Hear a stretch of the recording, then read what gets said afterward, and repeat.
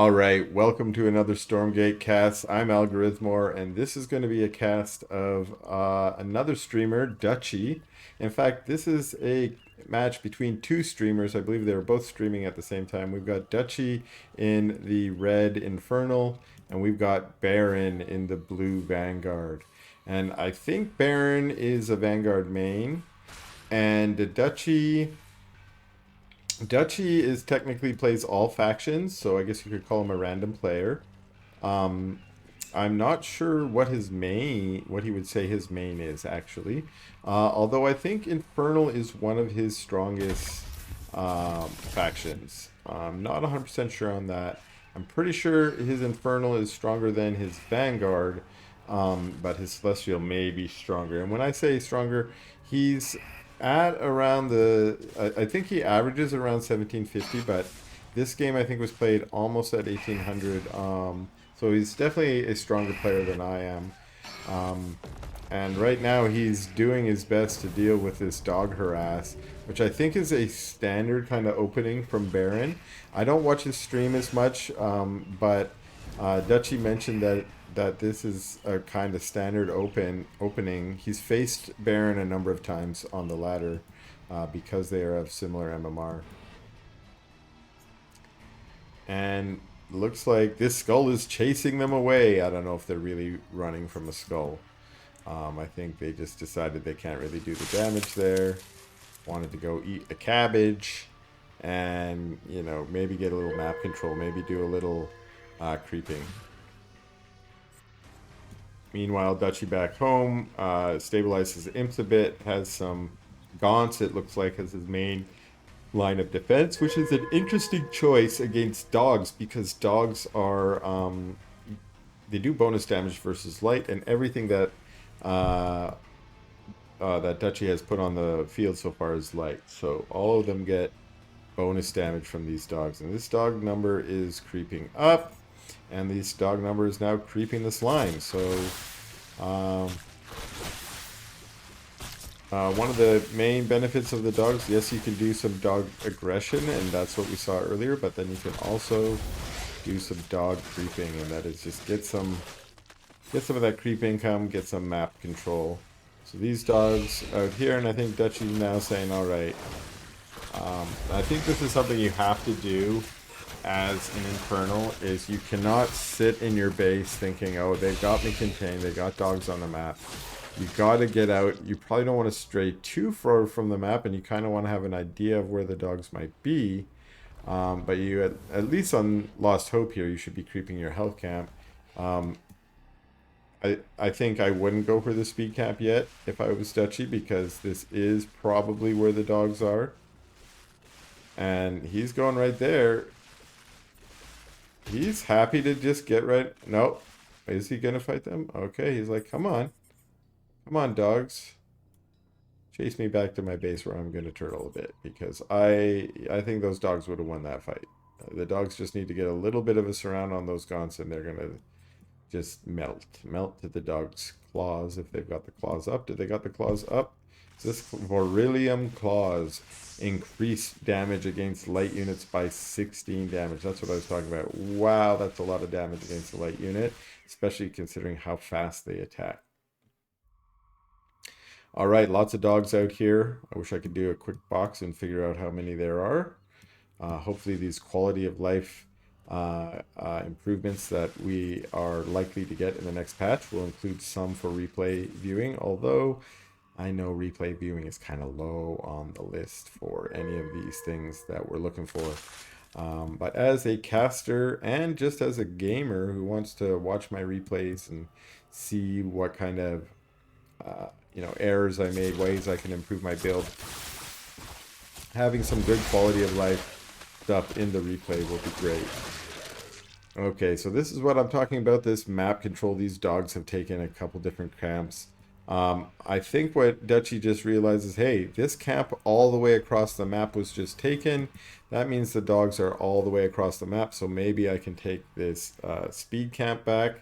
That will not only take away the passive buff on the dogs, but then give that passive buff to his infernal units. Of course, if you are Barren and you are playing this dog style, you do not want them to have the speed camp, so you're going to want to try and take that back as soon as possible. And sure enough, here they are.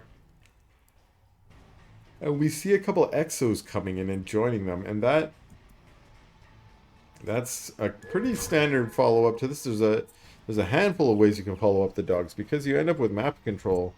You can end up doing all kinds of things. You can go hornets, you can go hedgehogs, you can expand a couple times, you can start going for your helis. And I think bio is a great mid-game composition, so going bio. And it looks like Dutchy is a little bit contained here. He's been sort of just camping out here trying to block. He's got bone axes, but he does not have his plague axes or Reaper's Rush yet. Does he have his upgrades going? Yeah, so his plague axes are almost done. But he's staying on this Gaunt tech, which I think is a very interesting choice. I do not usually play Gaunts in this matchup. In fact, I don't play Gaunts at all. I think they're kind of crappy right now. You know, I'll add a few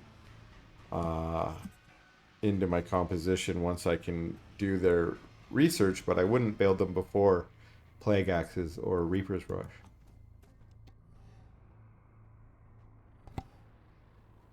But Dutchy's he's got his Plague Axes, and he was feeling pretty confident to move out there. I think that's a little early. I was feeling kind of confident. Let's see what happens here. Plague Axes. There are only 7 exos, and there is, I don't know, 15, 20 different gaunts there. Taking the vision camp. It's a little bit of back and forth out on the map between these two opponents. Again, they've played each other a lot, so they probably know each other's styles. And, wow. Those units disappear when you're ban card. They don't disappear like that when I hit them with my infernal units. All right, is there a chance for another? No, I'm like, they're moving pretty quick, but they don't have that Reaper's Rush. It's just that speed boost ability that they got from the speed camp. Okay, again, a lot of posturing from both here. And we see Dutchy going back to the speed camp, getting the speed boost, soaking in it. You see, it's sort of like he soaks in it, and it's like, okay, now I can come out. And that speed boost lasts for 20 seconds, so now he can come out and do this pressure. He can chase them down as though he's got the Reaper's Rush. He does have the Reaper's Rush now. I'm like, now they're moving really fast. So now he's got Reaper's Rush. That makes the Gaunts, I think, faster than the Exos. And this ball of Gaunts now is pretty. That's a pretty big ball. Remember, they've got the Plague Axis, so they infest on every hit. So if you attack a lot of stuff, you can get a bunch of fiends. And here they are, going back to that speed camp and about to get themselves 5 fiends. All right, get the speed camp. Now, dogs and exos, they do not get fiends when they attack camps, but what they do get is veterancy, which is also another kind of snowballing mechanic. What do we got going here? We've got a Harbinger out, and that Harbinger scooped up 8 of those speedy Plague Axe Gaunts and is going for a sneaky side of the map play. Okay, and again, these Gaunts just hanging out in the speed camp. I kind of like this. Very strategic play.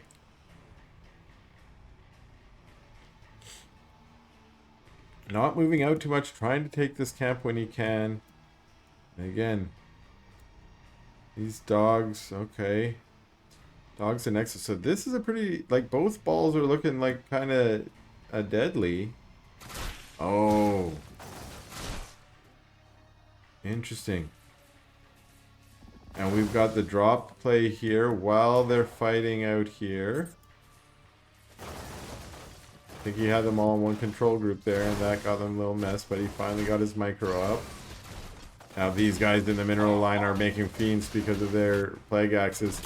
And I think these guys up front, they're happy to run back home. Because there's damage being dealt back in the mineral line. I wonder if Barren noticed what was going on in his mineral line. The notifications. One reason why you like to drop when you're also attacking their army. Oh, and no micro from the Exos while he's in the back microing his other units. Great two-pronged attack from Dutchy here. Now into the flat cannons. And Dutchy decides, no, I'm out of here. I'm out of here. And that dropship moves away. Does the dropship have... Yeah, it's got all those units in it. Gets away. That was a pretty devastating blow, actually. Killed off a lot of... Almost all of the bobs. Oh, no. There they are. Like, where were they? They ran away. Okay. They were hiding. Like, where did they all go? Okay, still pretty good economic damage dealt. And these gaunts with the speed. Oh my goodness. Oh, and look at that infest. Great. I mean, that's a good infest. The truth is all these units were probably infested already with these plague axes. Fighting with the flat cannons, but again, the drop in the back. Okay. Oh, the flat cannon on the dropship.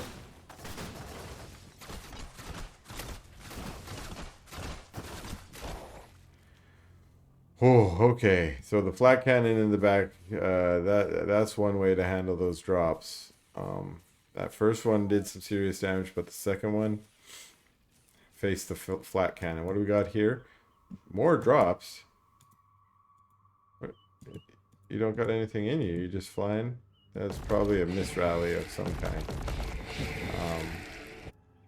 These guns cleaned up the health camp, and now we've got Dutchy deciding to move out into the map. These guys are mining from here, but that's a long walk, long ass walk for those impies.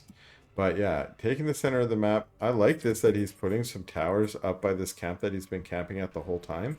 This helps to just keep that map control. And while he isn't, out on the whole map, he's controlling that part of the map between the two bases, which I think really is helpful for giving him an advantage here. This bio ball trying to also, I think this is one of the inconsistencies about this map when you have the vertical spawn. One of you is going to have the speed camp more easily accessible to you, which is what we see Dutchy having. So for Barren has to walk all the way across the map here to get this camp. Every 5 minutes it respawns. Every 5 minutes he's going to have to dedicate his whole army, in this case, or part of his army, to moving across the map. And we've got a drop coming on over here. We've got another drop coming on over here. We got some crazy double, triple, quadruple pronged attacks going on here. And let's see what happens here. Right on top of the flat cannon. We got repair. Oh, well, it goes down. They're overcharged bobs. Those things don't die. They got so much armor. In the back there. Trying to just stay on the bobs. Lots of micro to just keep them on the bobs. But those gaunts go down. But in the front now, oh my goodness. In the front, we got all these gaunts. Fiends. Oh, and we got the shroud over the whole map maneuver. I can't remember what it's called. But it's not enough. These gaunts don't want to fight into that full army. The harass style is what has got Dutchy so far. But now we're seeing those Hellborns. Finally, we're seeing a tech switch. We've got some Hellborn joining the Gaunts.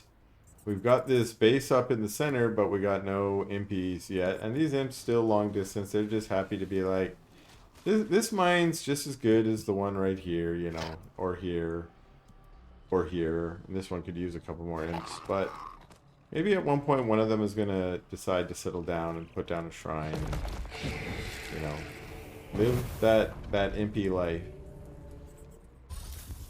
All right, I think we definitely probably need a tech switch out for Barren too.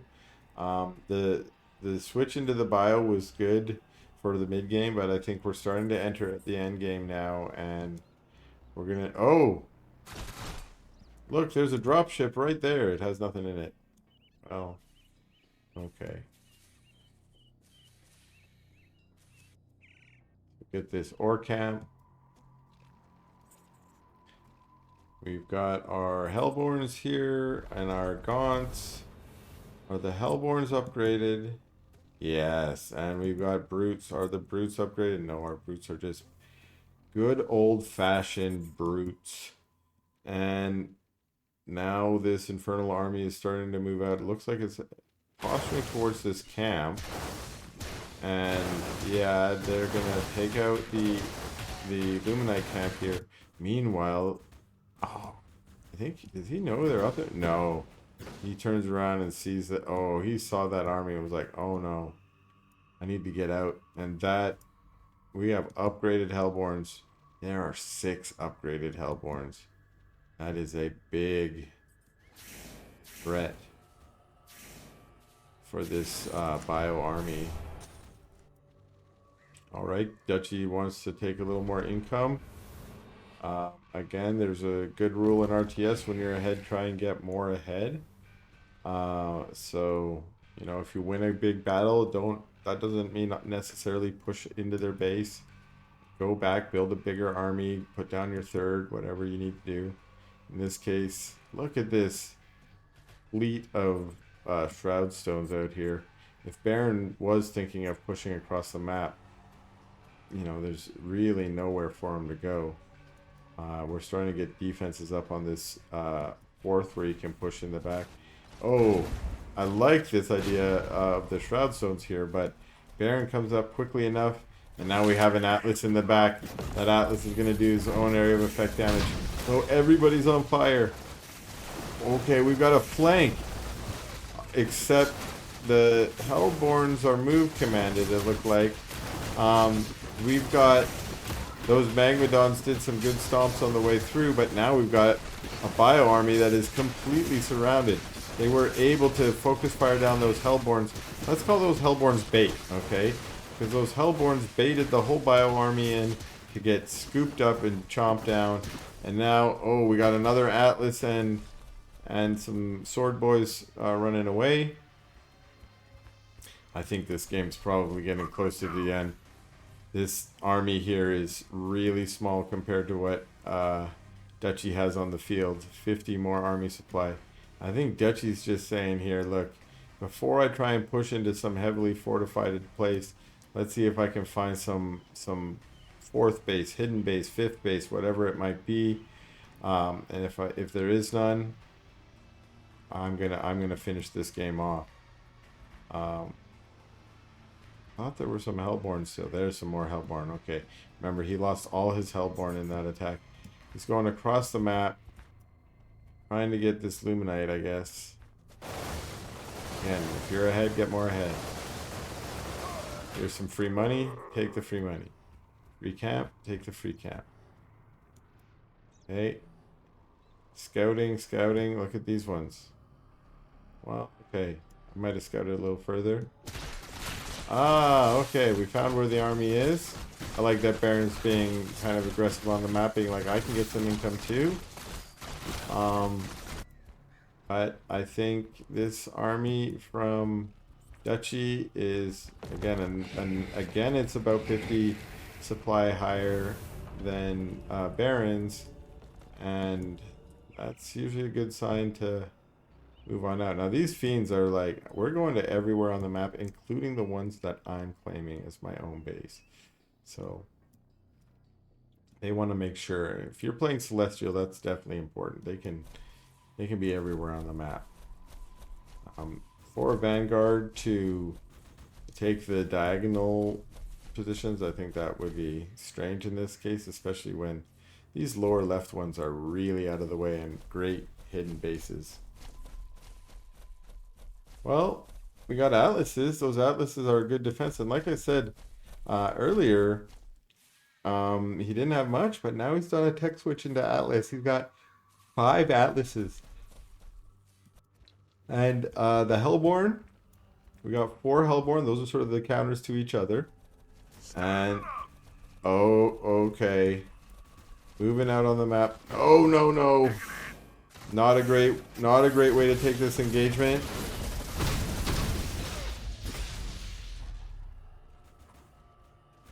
The Hellborn, oh, the Hellborn were just stuck in their attack animation. That's one of their problems. We've got a Vulcan. This is the kind of tech switch I think that he needed. He needed some mech to help deal with this army. Just the bio by itself. Ooh, a Venom Trap on a lot of the bio. And now the Infernal's moving in. Those stomps, look at those stomps getting on top of all the units. The Hellborns in the back are unharassed, just raining down fireballs. That Vulcan in the middle is gone. And wow, Barren has left the game. All right, everybody. Thanks again for watching this Stormgate cast, and please stay tuned for some more Stormgate content.